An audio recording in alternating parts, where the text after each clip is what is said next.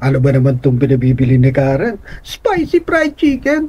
Ang init-init na nga, spicy pa. Pero flex ko muna ang aking bagong-bagong Immortal Motobag Belt Bag version 1 original version. Puno na yata sa loob. Drive-thru na lang kaya. Sakay tayo dito sa aking mahiwagang motorcycle. Isang large fries at 2-piece spicy chicken a la carte.